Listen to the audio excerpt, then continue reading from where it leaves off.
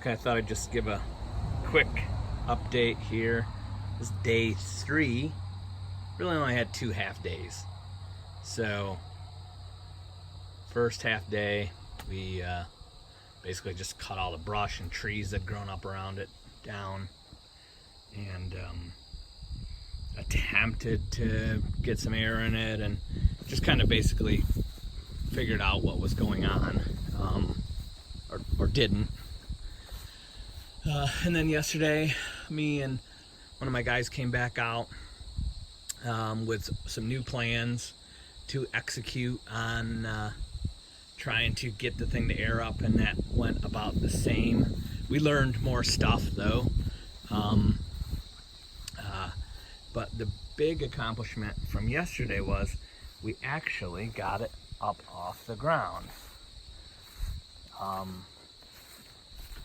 So this was originally, you can see the dent in the ground. This was sitting flat down on the ground, and now it's I don't know, maybe 6 inches up. And we did that by, we had dug down past the tires. We, one guy on each side, we put 20-ton stubby bottle jacks on some blocks and jacked underneath the lower lug a little bit at a time. Got it so there was a little bit of space under the tire, and then just used a shovel to get some dirt under the tire and then let it down. Just did it in very small increments. Took about an hour until we could finally start actually getting some lumber and stuff underneath the tires, but it was enough to get the thing up so there's daylight under the first half of it. No luck out back. All the tires are up with the exception of one, and that was this guy over here. And attempted to put some air in this tire. Actually, we did the first day, got a little bit of air in it.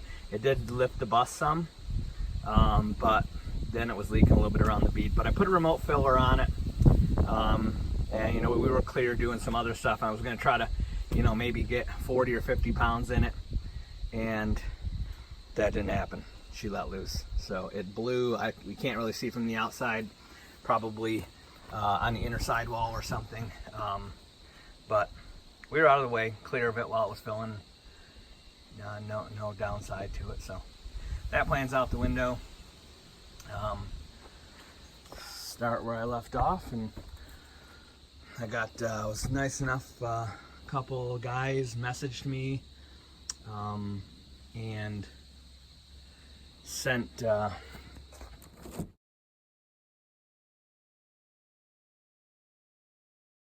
of the manual showing the brake layout and the suspension layout, all the airlines and everything, which is awesome.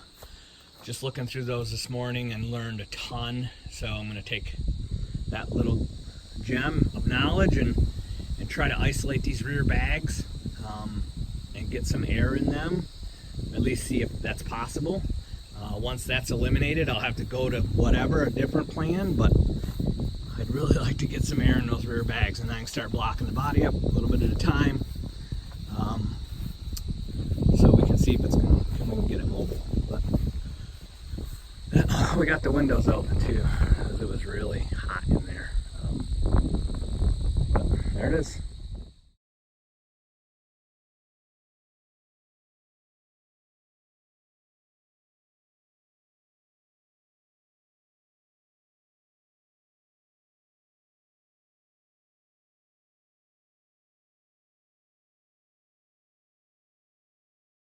Okay, we've made progress.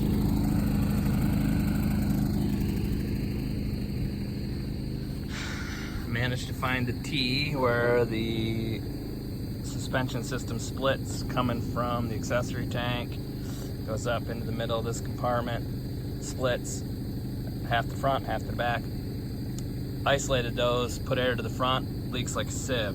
Put air to the back, holds. And ta-da, it came up. It's a minor victory, but it is a victory. See, all the way under it now, kind of. Compressor again.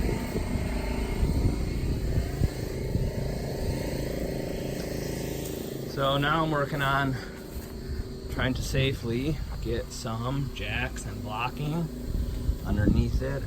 Dug under here, underneath the radius arm attachment, and I'm really working on finding some other points to get the thing blocked up without hurting it.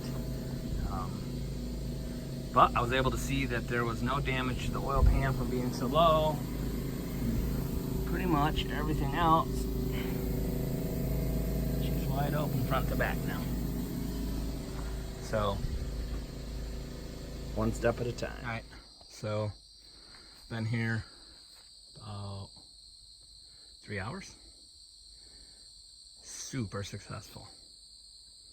I mean, normal person wouldn't call this success. They'd call this go home, stay away. But I'm having a good time.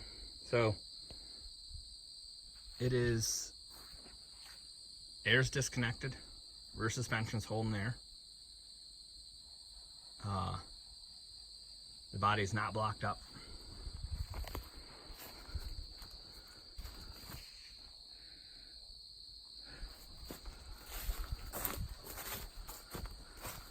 Ignore the shovel. Flat tire. And this is probably 100% wrong way to do it. But I'm here alone, and what I was able to do was, once I got air to the rear suspension, I was able to get these little stubby Harvey Freight jacks underneath the, what is that? What is it called? Radius arms? The mount there. And lift up a little bit. It's about all you can get out of these, about 3 inches. And then the suspension would come down because the levelers, the eveners, would think that the bus was too high, so it would kind of let the axle down. And then I would take the air out of it and use my porter power from the ground, oh, it's got an extension, up to the rim to lift up just the axle. And it would tip the axle to one side, and then I would put blocking under the good tire. Then I would charge the suspension again, and because the axle was tipped, it thought the bus was tipped, so it would air the bag up and lift off on this side, and I could add blocking, and then I would repeat it on the other side, and I basically just doot, doot, doot, doot, just kind of lifted it up like that. A couple hours worth running back and forth, letting the air in and out, in and out, in and out. But anyways, it's, tires are blocked up. It's a good 8-10 inches off the ground with the air disconnected. And I'm shot. It's hot. I'm sweaty. So I'm gonna call that a win. And come back tomorrow or maybe next week or something. 16-ton bus versus 4-ton Harbor Freight porta power. This is my round porta power extension now. Probably not gonna fit in the case anymore. Don't try this at home.